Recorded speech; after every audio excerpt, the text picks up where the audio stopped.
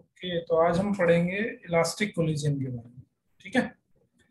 So elastic collision क्या है? There is no loss of kinetic energy. कोई एक बॉडी आ रही है किसी एनर्जी से, ठीक है, ये बॉडी किसी काइनेटिक एनर्जी से आ रही है, और दूसरी एक बॉडी है, उससे ये टकराती है। तो इस प्रोसेस के दौरान कोई लॉस नहीं हो रहा है काइनेटिक एनर्जी में।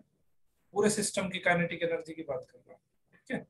तो जो इसकी यस सर। काइनेटिक एनर्जी थी, उसने कुछ इसको देनी है, कुछ अपने आप रखनी है। तो उस काइनेटिक एनर्जी से टोटल सिस्टम जो है वो ट्रेवल करेगा।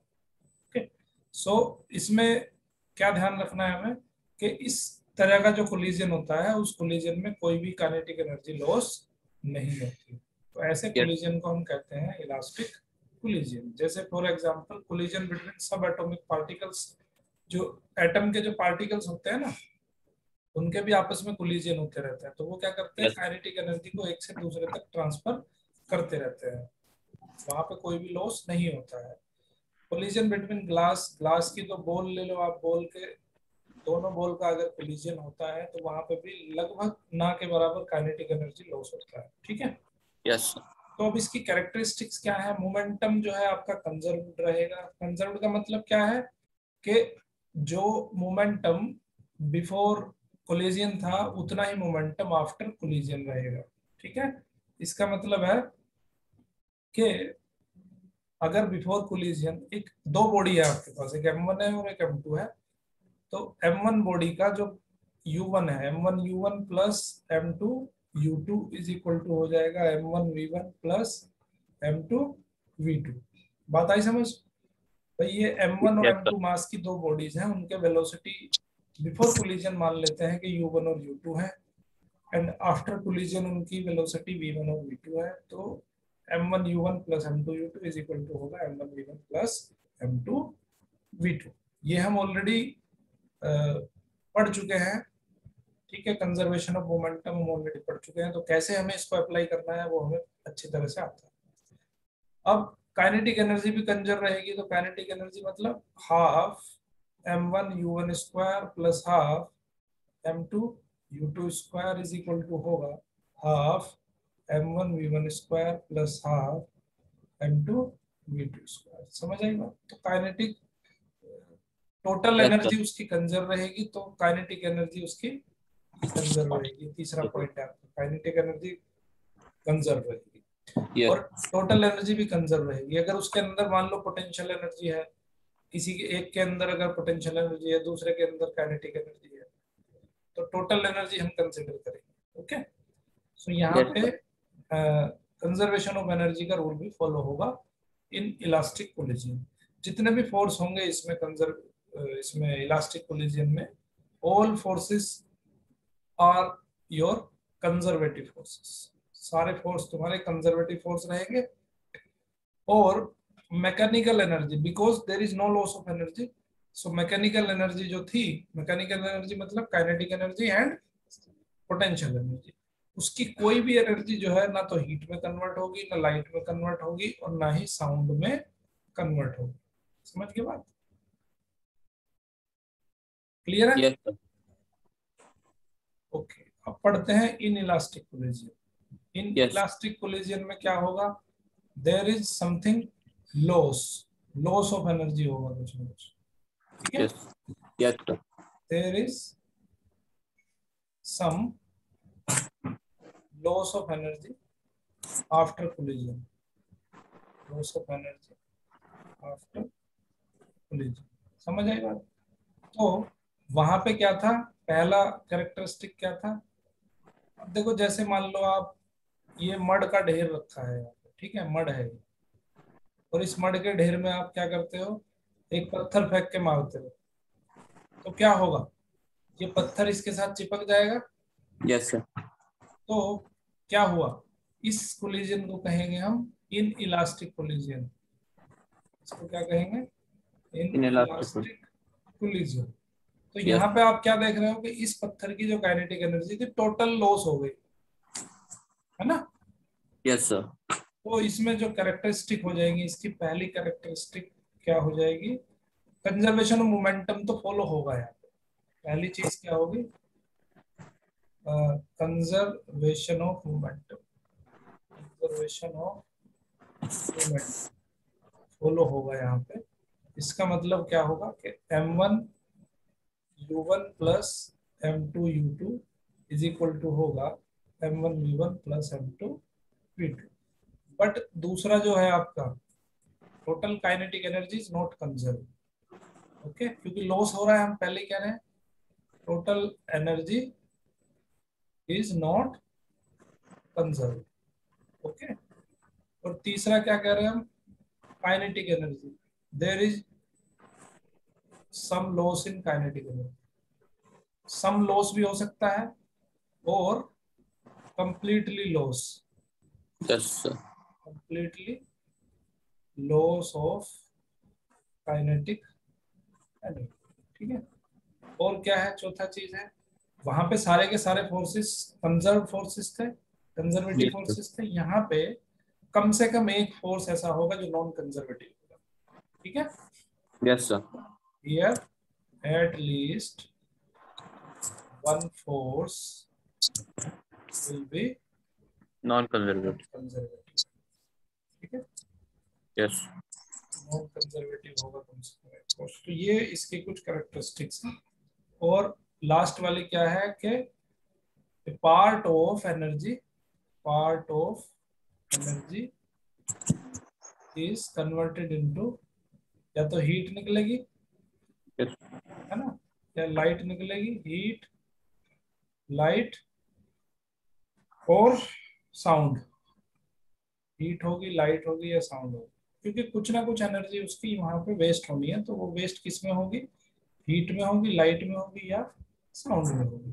तो इसको कहते हैं मिनी इलास्टिक कोलिजन। समझ आई बात। तो yes sir, यहाँ पे ये वाला कंसेप्ट जो मैंने बताया था ना, 1/2 half m1u1 square plus half m2u2 square is equal to half m1v1 square half m2v2 square, तो वो कंसेप्ट यहाँ पे फॉलो नहीं हो पाएगा, ठीक है, क्योंकि यहाँ पे काइनेटिक एनर्जी में कुछ लॉस हो रहा है।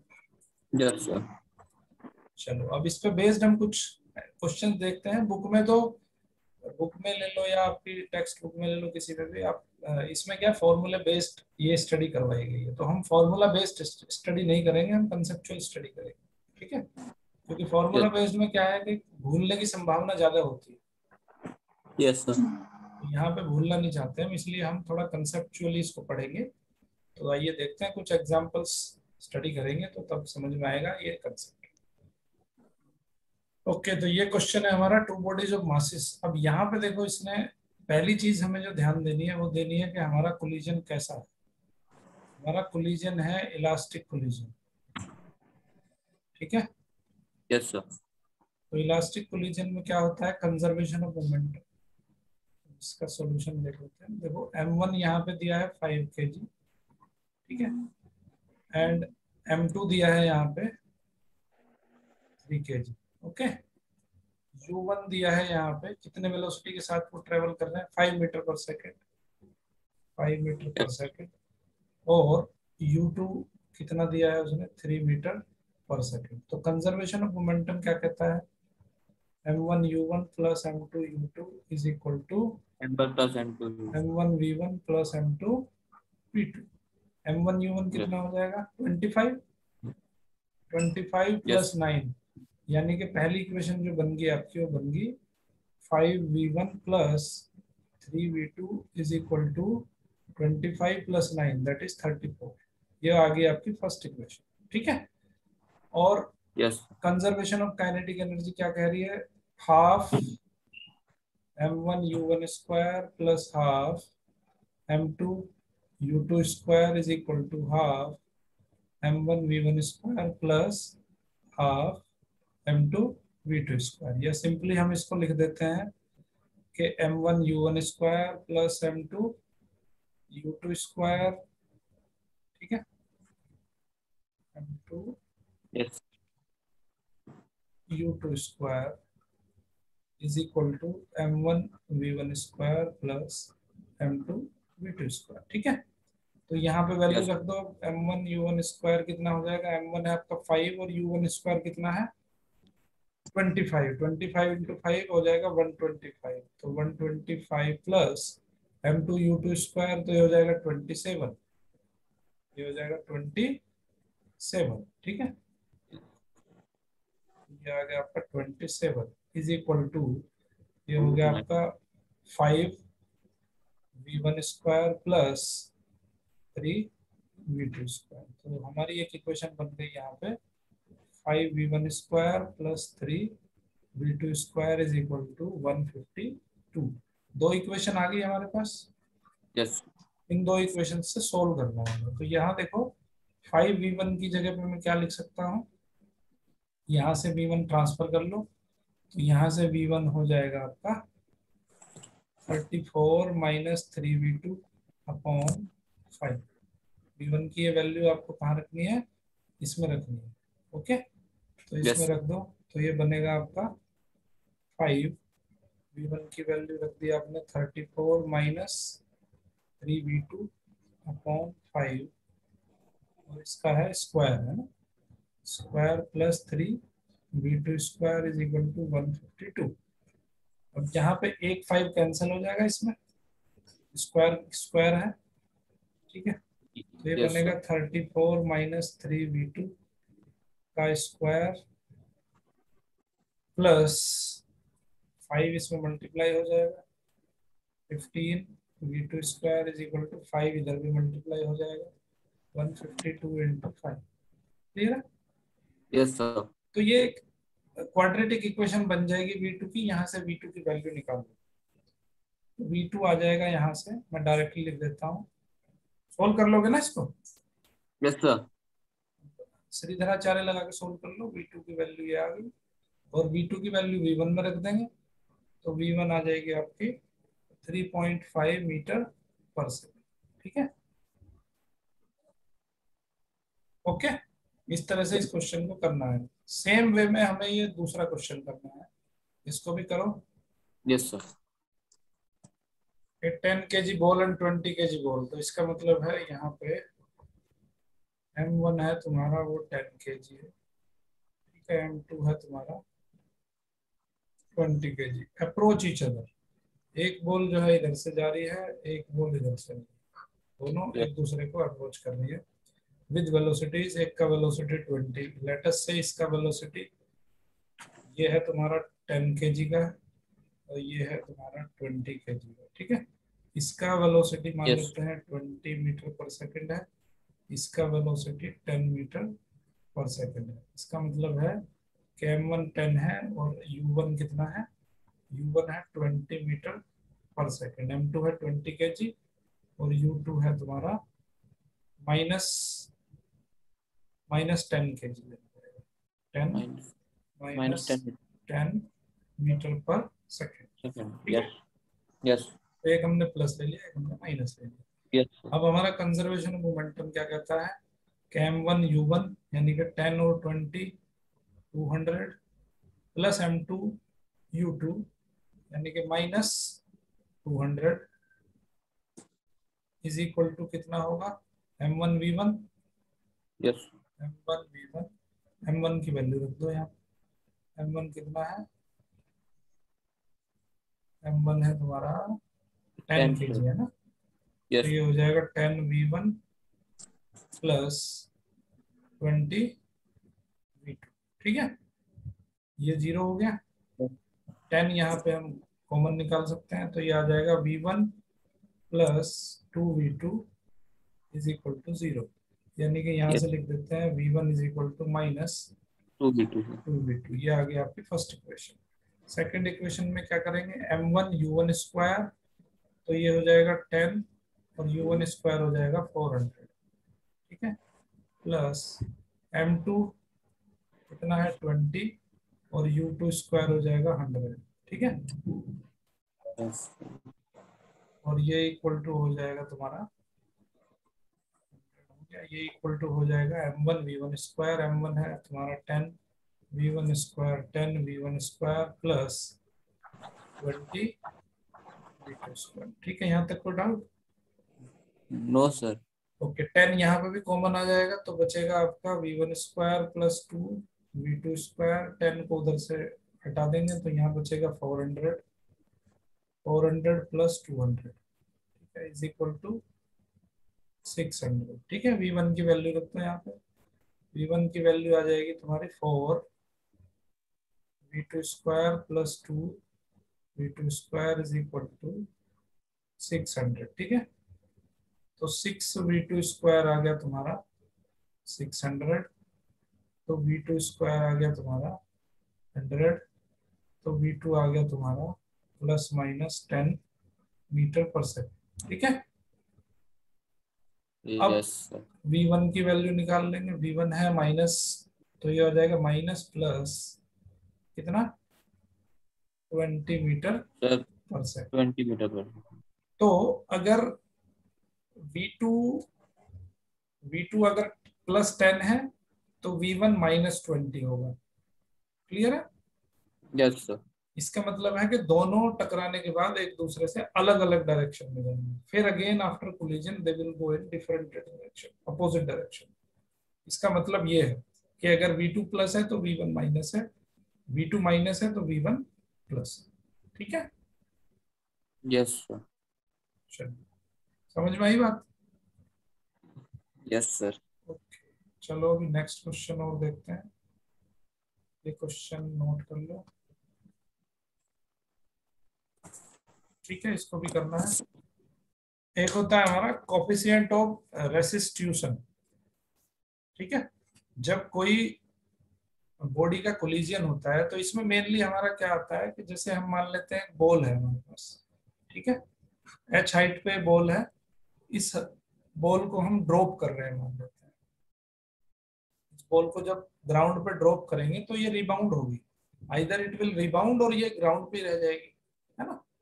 तो अगर ये u यस वेलोसिटी से चलती है और ग्राउंड पे हिट करने से जस्ट पहले अगर इसकी वेलोसिटी v है तो क्या होगा, वो कंडीशन मैं आपको ऑलरेडी बता चुका हूँ कि at the time of height जब इसका फ्री फॉल होगा तो इसमें ओनली पोटेंशियल एनर्जी होगी और यस सारी की सारी पोटेंशियल एनर्जी ग्राउंड पे हिट करने से जस्ट पहले वो काइनेटिक एनर्जी में कन्वर्ट हो जाएगी। ठीक है, यस अब ये जो बॉल किस मटेरियल से बनी है उस मटेरियल का कोफिशिएंट ऑफ रेसिस्ट्यूशन होता है। कोफिशिएंट ऑफ रेसिस्ट्यूशन का मतलब है कि वो प्रॉपर्टी उस बॉडी की जब आफ्टर कोलिजन वो कितने वेलोसिटी से रिबाउंड होने वाली है, ठीक है, उसको डिनोट करती है। तो coefficient of restitution will be equals to V1 और V2 का डिफरेंस कितना है, V1 माइनस V2 की वैल्यू लेनी है और उसको U1 माइनस U2 से डिवाइड कर देना है। ठीक है, यस सर। तो अगर हमारा इलास्टिक कोलिजन होगा तो इलास्टिक कोलिजन के अंदर क्या होता है, इलास्टिक कोलिजन में तो आपका total momentum is transferred. Yes sir. तो मोमेंटम जब ट्रांसफर हो जाएगा तो जितना V1 माइनस V2 होगा उतना ही आपका U1 माइनस U2 यू। होगा।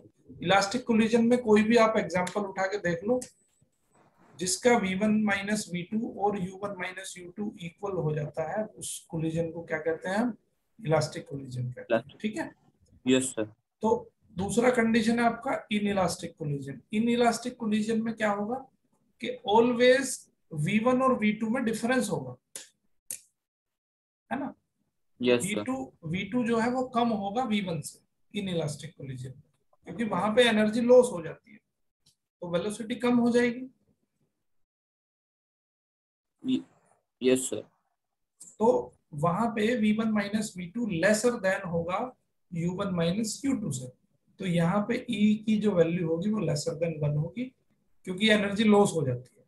ठीक, एक बहुत ही इंपॉर्टेंट क्वेश्चन है हमारे पास, चलो इसको देख लेते हैं। What percentage of kinetic energy of a moving particle is transform to a stationary particle when moving particle strikes with a stationary particle of mass। जब उसका मास 9 टाइम्स है बड़े वाले मास का, तो तब कितना काइनेटिक एनर्जी लॉस हो रहा है, और इक्वल इन मास है 1/19 ऑफ इट्स मास है।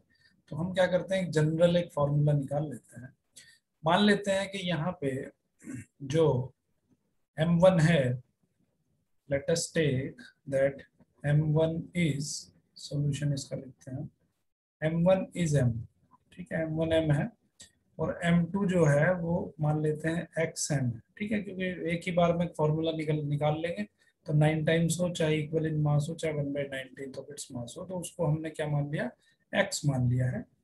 अब यहाँ पे जो u1 है, u1 जो फर्स्ट पार्टिकल का u1 है इनिशियल वेलोसिटी, उसकी मान लेते हैं उसकी इनिशियल वेलोसिटी u है। इनिशियल वेलोसिटी कितनी है, u है। और दूसरे वाला जो हमारा मास है उसकी इनिशियल वेलोसिटी कितनी है, 0 है। और आफ्टर कोलिजन एक की इनिशियल वेलोसिटी v1 मान लेते हैं आफ्टर कोलिजन, पहले पार्टिकल की वेलोसिटी v1 और दूसरे पार्टिकल की वेलोसिटी हम v2 मान लेते हैं। तो सबसे पहले हम क्या यूज करते हैं, कंजर्वेशन ऑफ मोमेंटम, यानी कि m1u1 plus m2u2 is equal to m1v1 plus m2v2, ये वाला फॉर्मूला यूज करेंगे कंजर्वेशन ऑफ मोमेंटम। वैल्यूज रख दो, तो यहाँ से एक रिलेशन आ जाएगा, m1 कितना है, m1 इज m, और u1 को हमने u मान रखा है, प्लस ये हो जाएगा 0 क्योंकि हमारा u2 कितना है, 0 है, इज इक्वल टू m1 को m मान लिया, ये हो जाएगा v1 प्लस, और ये हो जाएगा हमारा x m v2। ठीक है, तो ये आ गया हमारा इस तरह से कंजर्वेशन ऑफ मोमेंटम से ये रिलेशन आ गया। देखो यहाँ पे m तो हो जाएगा कैंसिल दोनों तरफ से, तो u is equal to v1 plus x v2, ये आ गई इक्वेशन नंबर 1। अब या हम यहाँ ऐसा कह सकते हैं कि v1 is equal to u minus x v2, ये आ गई हमारी इक्वेशन नंबर 1। अब हम क्या करेंगे, kinetic energy, conservation of kinetic energy वाला कंसेप्ट इसमें इस्तेमाल करेंगे। कौन सा concept, 1/2 m1 u1 square, before collision उसकी काइनेटिक एनर्जी कितनी थी और आफ्टर कोलिजन उसकी काइनेटिक एनर्जी कितनी है, दोनों एक दूसरे के बराबर होनी चाहिए। ठीक है, सो ये हो जाएगा 1/2 m2 v2 स्क्वायर। तो अब यहाँ पे वैल्यू रख दो। देखो हाफ तो मैं दोनों तरफ से कैंसिल कर देता हूँ, m1 की वैल्यू m है, u1 की वैल्यू u है, तो पहला हो जाएगा mu स्क्वायर, दूसरा हो जाएगा 0, इज इक्वल टू यहाँ पे m1 की वैल्यू हो जाएगी m, और लेटस से ये जो वेलोसिटी है उसकी आफ्टर कोलिजन जो वेलोसिटी है पहले पार्टिकल की, वो v1 स्क्वायर प्लस यहाँ पे आ जाएगा आपका x m, और ये हो जाएगा v2 स्क्वायर। ठीक है, अब यहाँ से दोनों तरफ से m कैंसिल हो जाएगा, तो ये आ जाएगा u square is equal to v1 square plus x v2 square. ठीक है, तो अब यहाँ पे क्या करेंगे, हम v1 की वैल्यू रख दो। v1 की वैल्यू कितनी है, u माइनस x v2, तो यहाँ पे वैल्यू रख देंगे हम, तो ये हो जाएगा u square is equal to v1 square हो जाएगा आपका u माइनस x v2 का होल स्क्वायर। ठीक है, और प्लस x v2 स्क्वायर, तो इसको ओपन करेंगे अब हम, तो ये आ जाएगा u square is equal to, whole square को ओपन करेंगे तो ये हो गया u square plus x square v2 square minus 2ux v2। ठीक है, प्लस x v2 स्क्वायर। अब यहाँ पे देखो u स्क्वायर से u स्क्वायर इधर कैंसिल हो जाएगा, तो यहाँ पे आपके पास एक v2 की वैल्यू आ जाएगी इसके टर्म्स में, x और u की टर्म में। तो देखो यहाँ से हम लिख लेते हैं इसको x स्क्वायर v स्क्वायर, और ये है हमारा x v2 स्क्वायर, तो ये है हमारा x v2 स्क्वायर और minus 2ux v2 is equal to 0। अब यहाँ से हम क्या कॉमन ले लेंगे, x कॉमन ले लेंगे यहाँ से, तो ये बचेगा आपका x और v2 कॉमन आ जाएगा, x और v2 कॉमन आ जाएगा, तो यहाँ पे बचेगा x v2, और यहाँ पे बच जाएगा आपका प्लस v2, और यहाँ पे बच, सॉरी यहाँ पे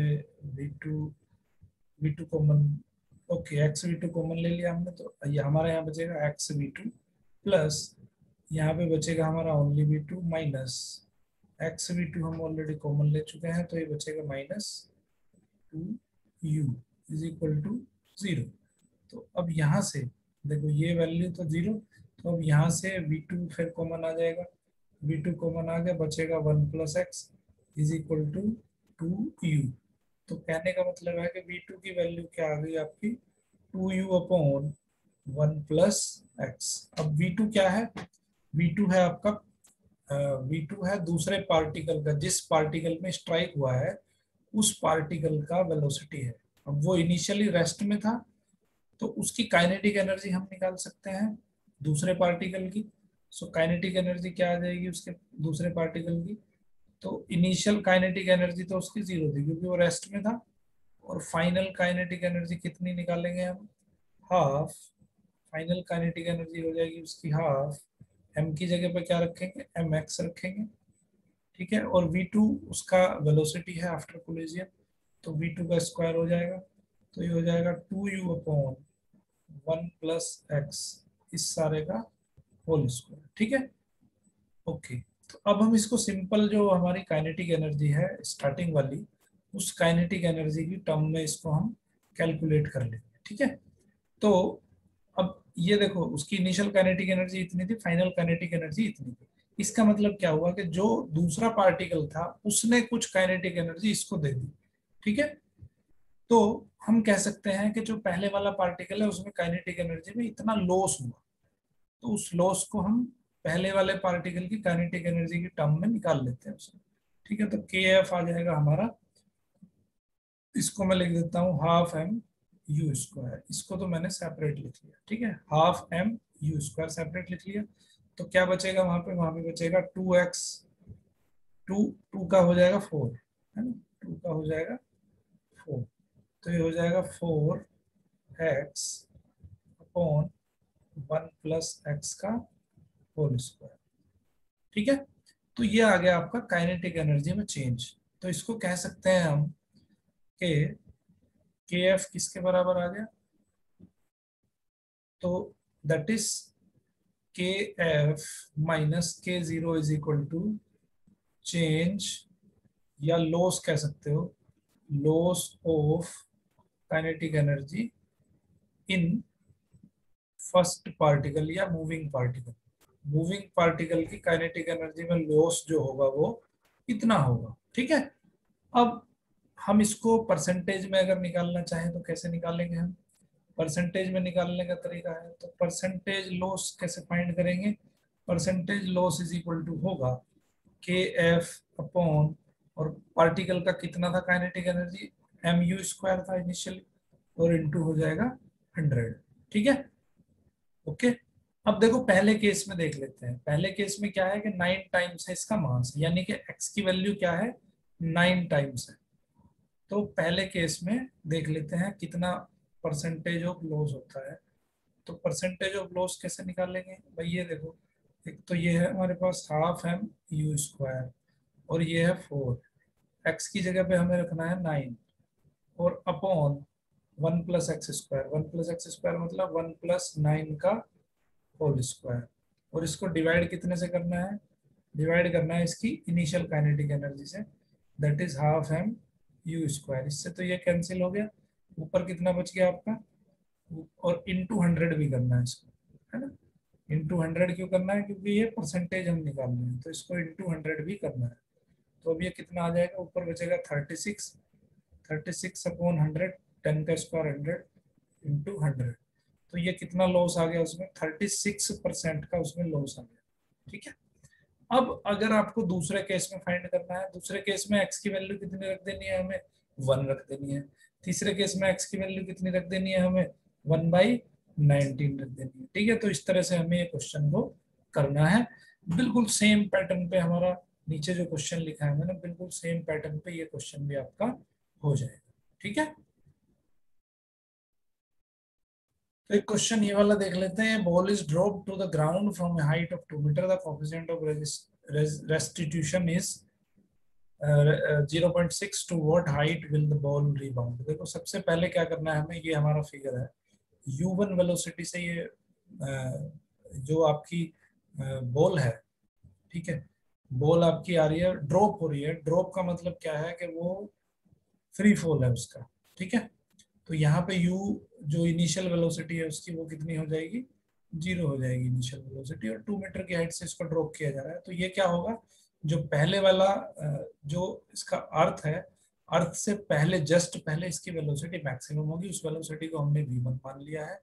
और अब ये बॉल यहाँ से होनी है रीबाउंड, तो हम ये सपोज कर रहे हैं कि वो रीबाउंड होकर h हाइट तक पहुंच रही है। तो आइए देखते हैं इसको कैसे कैलकुलेट करते हैं। तो जब सबसे टॉप पे है तो इसमें है ओनली पोटेंशियल एनर्जी, और टॉप से जब बॉटम की तरफ जाती है तो इसमें काइनेटिक एनर्जी में ये पोटेंशियल एनर्जी इसकी कन्वर्ट हो जाती है। और ग्राउंड से जस्ट पहले जब ये हिट करने वाला होता है तो टोटल पोटेंशियल एनर्जी उसकी काइनेटिक एनर्जी में चेंज हो जाती है। तो टॉप पे उसकी पोटेंशियल एनर्जी mgh, h की वैल्यू कितनी है 2 है, तो ये पोटेंशियल एनर्जी आ गई इसकी 2 mg। और बॉटम पे काइनेटिक एनर्जी कितनी होगी 1/2 mv1 स्क्वायर, तो v1 की वैल्यू यहाँ से आ जाएगी 4g। ठीक है, 4g का अंडर रूट, यहाँ से v1 की वैल्यू आ गई। अब ये जो बॉल रिबाउंड होगी, तो रिबाउंड होगी तो आफ्टर कोलिजन ये मान लेते हैं कि v2 वेलोसिटी से ऊपर उठती है। जब ये v2 वेलोसिटी से ऊपर उठती है तो जो आपका दिया है इसने coefficient of restitution, coefficient of restitution होगा आपका v2/v1, ये आपको ध्यान रखना है। ठीक है, तो आफ्टर कोलिजन जो उसकी वेलोसिटी होगी और बिफोर कोलिजन जो उसकी वेलोसिटी थी, देखो बिफोर कोलिजन उसकी जो relative velocity with respect to the ground, क्योंकि ग्राउंड तो आपका फिक्स है, तो ग्राउंड के रेस्पेक्ट में रिलेटिव वेलोसिटी कितनी है उसकी v2 है बिफोर कोलिजन। और after collision, sorry after collision उसकी जो रिलेटिव वेलोसिटी है वो v2 है, और before collision relative velocity v1 है। तो यहाँ पे जो रिलेटिव वेलोसिटी लेते हैं हम वो ऊपर रखते हैं आफ्टर कोलिजन, नीचे रखते हैं बिफोर कोलिजन। तो यहाँ पे जो e की वैल्यू हो जाएगी वो हो जाएगी v2/v1। तो v2 क्या आएगा, अब देखो जब ये नीचे होगा, नीचे से ऊपर जाना शुरू करेगा तो इसमें काइनेटिक एनर्जी होगी, और जब ये मैक्सिमम हाइट तक पहुंचेगा जहां तक ये रिबाउंड हो सकता है, तो वहां पे इसमें पोटेंशियल एनर्जी हो जाएगी, सारी की सारी काइनेटिक एनर्जी पोटेंशियल एनर्जी में कन्वर्ट हो जाएगी। तो यहाँ पे जो mgh होगा, पोटेंशियल एनर्जी होगी इसकी, वो किसके बराबर होगी, हाफ एम v2 स्क्वायर। तो v2 की वैल्यू यहाँ से आ जाएगी 2gh का अंडर रूट। अब e की वैल्यू हमें दी है v2/v1, तो v2/v1 का स्क्वायर कर दो, 0.6 का स्क्वायर हो जाएगा। तो v2 की वैल्यू कितनी है, v2 की वैल्यू है 2gh का अंडर रूट, तो स्क्वायर हो जाएगा 2gh, और v1 की वैल्यू है 4g। वैल्यू यहाँ पे g से g कैंसिल होगा, 2 से 4 कैंसिल होगा, 2 आएगा, तो ये क्या बचेगा h/2 आ जाएगा। ठीक है, तो अब h की वैल्यू क्या हो जाएगी 0.6 का square into 2, that is 0.72 metre. बिल्कुल सिमिलर कंसेप्ट पे आधारित ये वाला क्वेश्चन है, इसको भी हम इसी तरह से कर लेंगे। तो ये मैं आपके लिए होमवर्क के लिए इसको छोड़ रहा हूँ। आइए देखते हैं हमारा नेक्स्ट क्वेश्चन इसी कंसेप्ट पे बेस्ड है। A ball is drop from a height h, h height से किसी बॉल को हम ड्रॉप कर रहे हैं। तो ये बॉल है हमारी, ठीक है, ये बॉल है, ये h हाइट से ड्रॉप हो रही है। ठीक है, तो number of times given that the coefficient of restitution is e, to what height does it go after the nth rebounding, nth rebounding के बाद ये बॉल कितनी हाइट तक पहुंचेगी। तो सपोज कर लेते हैं हम कि उसका before first collision, first strike से पहले जो उसका वेलोसिटी है, हम मान लेते हैं कि let there is v0, v1, v2 and vn are the velocities before hitting first second. First में जब हिट करता है तो वेलोसिटी कितनी है उसकी v0 है। ठीक है, सेकंड में हिट करता है तो वेलोसिटी कितनी है v1 है, और nth में हिट करता है तो वेलोसिटी कितनी है उसकी vn है। ठीक है, तो are the velocities before hitting first second and nth। ठीक है, nth में जो वो हिट करता है ग्राउंड को, उसकी वेलोसिटी है हमारी vn। ओके, तो हमने क्या पढ़ा है कि जो v0 होगी, v0 की वैल्यू क्या होगी, v0 की वैल्यू हमने पढ़ी है कि ये वैल्यू होगी 2gh का अंडर रूट। ठीक है, और जो आपका e होगा, e किसके बराबर होगा, e होगा आपका v1 अपॉन v0। ठीक है, ये होगा फर्स्ट रिबाउंड के लिए। फर्स्ट रिबाउंड के लिए relative velocity final velocity v1 हो जाएगी और इनिशियल वेलोसिटी हो जाएगी v0। बिफोर कोलिजन v0 और आफ्टर कोलिजन v1 हो जाएगी। ठीक है, सेकंड रिबाउंड के लिए भी यही ई काम में आएगा। सेकंड रिबाउंड के लिए क्या हो जाएगा, ई की वैल्यू ऊपर आ जाएगा v2 और नीचे आ जाएगा v1। थर्ड रिबाउंड के लिए v3 अपॉन v2। ठीक है, इसी तरह से चलता रहेगा और लास्ट में आ जाएगा आपका vn अपॉन vn माइनस 1। तो अब देखो e की वैल्यू ये है, तो अगर मैं e को n टाइम्स मल्टीप्लाई कर दूं, e को अगर हम n टाइम्स मल्टीप्लाई कर दें, यानी कि इन सबको ही हम मल्टीप्लाई करते चले जाएं, तो ये क्या बनेगी इक्वेशन, v1 अपॉन v0 और ये बनेगा v2 अपॉन v1 और ये बनेगा v3 अपॉन v2 और लास्ट में ये इसी तरह मल्टीप्लाई होते होते लास्ट में बनेगा आपका vn अपॉन vn माइनस 1। तो आप देखोगे कि इससे पहले वाला जो होगा वो होगा vn minus 1 upon vn minus 2। तो ये देखोगे आप कि ये वाली जो टर्म है v1 से v1 कैंसिल, v2 से v2 कैंसिल, v3 से यहाँ पे v3 होगा वो कैंसिल हो जाएगा, vn माइनस 1 से vn माइनस 1, इससे ये कैंसिल हो जाएगा। तो क्या टर्म बचेगी, ओनली vn अपॉन v0 बचेगी। तो यहाँ पे हम ये देख रहे हैं कि en is equal to vn upon en is equal to vn upon v0। ठीक है, अब मान लेते हैं कि ये nth रिबाउंड में कैपिटल H हाइट गेन करता है, तो यहाँ से vn की वैल्यू क्या आ जाएगी, vn की वैल्यू आ जाएगी 2gh। अगर ये कैपिटल H हाइट गेन करता है आफ्टर nth रिबाउंड, तो हमने यहाँ से क्या देखा कि e to the power n is equal to vn की वैल्यू रख दो 2gh और v0 की वैल्यू रख दो, इसकी वैल्यू है 2gh का अंडर रूट, 2g से 2g कट गया यहाँ पे, तो e to the power n कितना आ गया, h अपॉन h आ गया। हमें किसकी वैल्यू फाइंड करनी है, कैपिटल H की वैल्यू फाइंड करनी है, इसका अंडर रूट भी है यहाँ पे, तो अब हम स्क्वायर कर देंगे तो ये हो जाएगा e की power 2n is equal to h upon small h। तो यहाँ से देख रहे हो कैपिटल H की वैल्यू क्या आ गई, h into e to the power 2n। Very very most important question है, बहुत बार ये पूछा गया है कॉम्पिटिटिव एग्जाम्स में और बोर्ड एग्जाम्स में। तो बहुत सिंपल क्वेश्चन है, बहुत इजी क्वेश्चन है, आराम से इसको किया जा सकता है। ओके, अब देखो स्फीयर ऑफ मास है moving with a velocity u hits another stationary sphere of same mass that e is the coefficient of restitution, what is the ratio of the velocities of two spheres after the collision। इसमें भी concept में बिल्कुल same to same हमें concept को follow करना है। Okay, इस question में देख लेते हैं एक बार।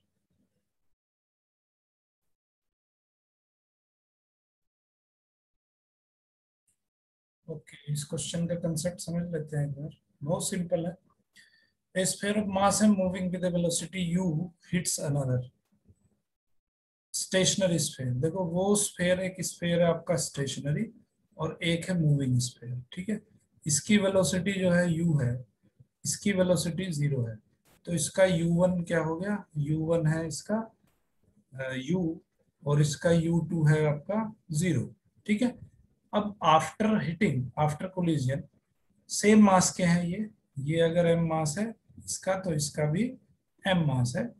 If E is the coefficient of restitution, what is the ratio of the velocities of two sphere after the collision। हमें जो फाइंड करना है वो फाइंड करना है v2 अपॉन v1। ठीक है, v2 अपॉन v1 की वैल्यू हमें फाइंड करनी है। तो सबसे पहले हम क्या करेंगे, हम लगाएंगे conservation of linear momentum. So conservation of linear momentum क्या कहता है कि m1 u1 plus m2 u2 is equal to m1 v1 plus m2 v2। Values put कर दो, m1 क्या है आपका m, u1 है आपका u प्लस ये 0 है is equal to m1 v1, तो ये हो जाएगा m v1 plus m v2। तो यहाँ से जो वैल्यू आ गई वो आ गई u is equal to v1 plus v2। ठीक है, ये बन गई आपकी इक्वेशन नंबर 1। अब जो e की वैल्यू है, e क्या है आपका, e है आपका आफ्टर कोलिजन जो वेलोसिटी होगी उसका रिलेटिव वेलोसिटी, मतलब v1 minus v2 after collision जो वेलोसिटी है हमारी v1 माइनस v2 या v2 माइनस v1, कुछ भी कह दो इसको, क्योंकि इसकी हमें लेनी है numerical value, v2 minus v1। और बिफोर कोलिजन कितनी वेलोसिटी थी उनका relative velocity, u1 minus u2, u1 minus u2। ठीक है, तो v2 माइनस v1 रख देंगे यहाँ पे, v2 minus v1 upon u1 की वैल्यू u है और u2 की वैल्यू 0 है। तो यहाँ से E की जो वैल्यू आ गई वो आ गई v2 minus v1 upon u।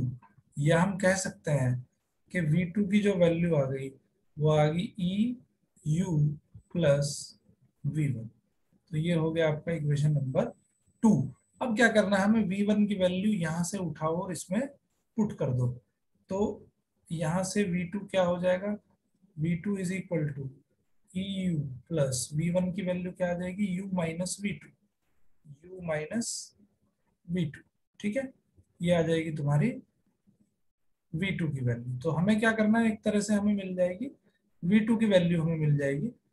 तो v2 और v2 हो जाएंगे हमारे 2v2, 2v2 is equal to, यहाँ पे u कॉमन आ जाएगा, बचेगा e plus one, e plus one. तो यहाँ से v2 की वैल्यू आ गई तुम्हारी, v2 की वैल्यू आ गई u e plus one upon 2। अब ये v2 की वैल्यू उठा के आपको रखनी है इक्वेशन नंबर 1 में, तो वहां से v1 की वैल्यू आ जाएगी, दोनों का रेशो निकाल लेंगे। सो v1 की वैल्यू क्या है, v1 is equal to u minus v2। तो ये हो जाएगा u माइनस v2 कितना है, u by to e plus one. तो यहाँ पे u आ जाएगा आपका कॉमन, तो बचेगा 1 minus 1 by two e plus one. इसका एलसीएम ले लो u, तो ये हो जाएगा 2 माइनस e और ये बचेगा माइनस वन।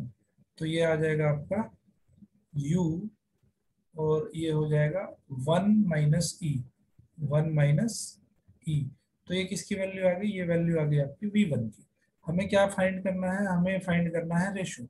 रेशो किसका, v2 अपॉन v1। v2 कितना है, u e plus one by two. ठीक है, u e plus one by two. अच्छा ये 2 को तो हम भूल ही गए, यहाँ पे 2 भी तो आएगा। ओके, तो ये 2 भी लिखो यहाँ पे। और इसका डिवाइड करना किससे हमें, u by two 1 minus E, u by two से u बाई टू कैंसिल हो जाएगा। तो क्या बचेगा आपका e plus one upon 1 minus E. तो ये वैल्यू आ गई आपकी v2 अपॉन v1 की, e plus one upon 1 minus E. ठीक है, ओके एक और एग्जांपल देख लेते हैं। बड़ा सिंपल सा कंसेप्ट है जो हम पहले भी पढ़ चुके हैं। A ball moving with a speed of 9 meter per second strikes an identical ball such that after the collision। देखो एक बॉल है जो हमारी जा रही है 9 मीटर पर सेकंड की स्पीड से, एक स्टैटिक बॉल है, उसका u2 0 हो जाएगा, इसका u1 9 मीटर पर सेकंड हो जाएगा। आइडेंटिकल बॉल है, इसका मास भी m और इसका मास भी m है। सो जब उनका कोलिजन होता है तो दोनों बॉल एक दूसरे से, दोनों बॉल जो उसका ओरिजिन था, ओरिजिन लाइन ऑफ ओरिजिन है उसका, लाइन ऑफ एक्सिस है, उस एक्सिस से 30-30 एंगल बनाते हुए ये आफ्टर कोलिजन ये चले जाते हैं, ये निकल जाते हैं। तो अब उसने पूछा है कि इनकी स्पीड बतानी है हमें, एक तो v1 और v2 बताना है। इसकी स्पीड अगर v1 है तो v1 बतानी है और इसकी स्पीड v2 बतानी है, कितनी स्पीड है उनकी आफ्टर द कोलिजन। दूसरा हमें ये बताना है कि क्या उनकी काइनेटिक एनर्जी जो है वो कंजर्व रही है या नहीं रही है। ठीक है, तो सिंपल कंसेप्ट हम पहले क्या करेंगे, कंजर्वेशन ऑफ मोमेंटम। अब यहाँ पे देखिए मोमेंटम में एक तो हॉरिजॉन्टल मोमेंटम कंसिडर करेंगे और एक वर्टिकल मोमेंटम कंसिडर करेंगे। So before collision and after collision horizontal momentum देख लेंगे। सो इस बॉडी का हॉरिजॉन्टल मोमेंट कितना है, 9 इंटू एम, तो 9m हो गया, प्लस इस बॉडी का इनिशियल मोमेंटम कितना है, 0 है, बिफोर कोलिजन 0। ओके, अब इसका हॉरिजॉन्टल मोमेंटम, इस बॉडी का, ऊपर वाली बॉडी का हॉरिजॉन्टल मोमेंटम, जो हॉरिजॉन्टल कंपोनेंट होगा उसको कंसेप्ट में रखेंगे। सो ये हो जाएगा m और वेलोसिटी हो जाएगी उसकी, मान लेते हैं v1 कोस 30। ओके, प्लस इसकी वेलोसिटी हो जाएगी, इसका मास है m और हॉरिजॉन्टल वेलोसिटी हो जाएगी इसकी v2 कोस 30। ठीक है, तो अब यहाँ से देखो m तो कैंसिल हो जाएगा दोनों तरफ से, तो यहाँ से क्या आ जाएगा, v1 cos 30 की value √3/2, so √3/2 v1 plus √3/2 v2 is equal to आ गया आपका 9। 2 इधर चला जाएगा तो ये हो जाएगा आपका √3 को भी उधर ले जाओ, तो इसको मैं सिंपली लिख सकता हूँ कि v1 plus v2 is equal to 18/√3। √3 को मल्टीप्लाई कर दो ऊपर नीचे, तो ये हो जाएगा आपका नीचे 3 हो जाएगा, 6√3 हो जाएगा। तो यहाँ से हमने देखा कि v1 प्लस v2 कितना आ गया, 6√3 आ गया। तो ये आ गया हॉरिजॉन्टल कंपोनेंट से, जो horizontal conservation of linear momentum का कंजर्वेशन। तो अब यहाँ पे हम वर्टिकल कंपोनेंट भी इनका निकाल लेंगे मोमेंटम का। तो वर्टिकल कंपोनेंट इस बॉडी का 0, इस बॉडी का भी 0। तो बिफोर कोलिजन जो वर्टिकल कंपोनेंट है लीनियर मोमेंटम का, वो दोनों का ही 0 आएगा, 0 + 0। ओके, इधर वर्टिकल कंपोनेंट कितना हो जाएगा भाई, वर्टिकल कंपोनेंट हो जाएगा आपका m v1 sin theta, m v1 sin 30, और इसका हो जाएगा m v2 sin -30, sin -30। ठीक है, क्योंकि ये नीचे की तरफ है, ये थीटा आपका नीचे की तरफ है, तो इसको गिनेंगे हम -30। ठीक है, तो साइन -30 होता है आपका नेगेटिव। सो इसकी वैल्यू कितनी हो जाएगी, इसकी वैल्यू हो जाएगी, यहाँ पे देखो m और sin 30 तो यहाँ पे कॉमन आ जाएगा, तो उसको बाहर लिखेंगे हम। तो ये हो जाएगा, बचेगा आपका v1 - v2 is equal to 0। इसका मतलब कि v1 is equal to v2, v1 is equal to v2 की वैल्यू इसमें रख दो। तो यहाँ से क्या आ जाएगी, देखो v1 की वैल्यू आ जाएगी आपकी 3√3, और सेम आ जाएगी आपकी v2 की वैल्यू। तो v1 और v2 की वैल्यू तो निकल गई आपकी 3 अब हम क्या करेंगे, बिफोर कोलिजन काइनेटिक एनर्जी निकाल लेंगे और आफ्टर कोलिजन काइनेटिक एनर्जी निकाल लेंगे। तो बिफोर कोलिजन जो काइनेटिक एनर्जी होगी के आई, वो होगी ½ m u1², क्योंकि दूसरी बॉडी तो रेस्ट में है, तो ये हो जाएगा ½ m u1 कितना है 9², तो ये हो जाएगा आपका 81/2 m। ठीक है, यानी कि 40.5 m। ये आ गई kinetic energy before collision. After collision kinetic energy निकाल लो, तो ये हो जाएगी ½ m v1² plus ½ m v2²।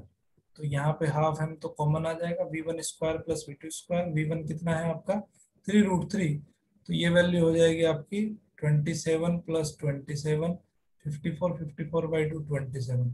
तो कितनी आ गई काइनेटिक फाइनल एनर्जी उसकी 27 m जूल। ठीक है, और इनिशियल कितनी थी 40.5। सो यहाँ पे आप देख रहे हो कि K i is greater than K F. That means what, that means there is loss of energy. तो इसका मतलब है कि लॉस ऑफ एनर्जी हो रहा है। तो लॉस ऑफ एनर्जी है, तो इसका मतलब conservation of energy is not followed. So kinetic energy conservation is not followed in this process। ठीक है, काइनेटिक एनर्जी का कंजर्वेशन यहाँ पे नहीं फॉलो हुआ है। ठीक है, इसी तरह का ये क्वेश्चन है आपका, बिल्कुल same to same. A ball moving on a horizontal frictionless plane hits an identical ball at rest with a velocity of इतना of collision is elastic. Calculate the speed imparted to the target ball if the speed of the projectile after the collision is 30 cm/s. Show that the two balls will move at right angles to each other after collision। तो बिल्कुल इसी concept पे based है, इसी की तरह इसको करना है हमें। ठीक है, तो इसको आप खुद करेंगे, ये मैं होमवर्क के लिए छोड़ रहा हूँ। ठीक है, तो आई होप के लेक्चर में आपको अच्छे से समझा पाया होगा। अगर ये लेक्चर आपको अच्छा लगा तो एक लाइक जरूर बनता है, लाइक जरूर करें, अपने दोस्तों के साथ शेयर करें, और चैनल को बेल आइकन के साथ सब्सक्राइब करें, जिससे कि आपको आने वाले मेरे लेक्चर्स का अर्ली नोटिफिकेशन मिल सके। Thank you very much. देखते रहिए मैथ किंग मेकर।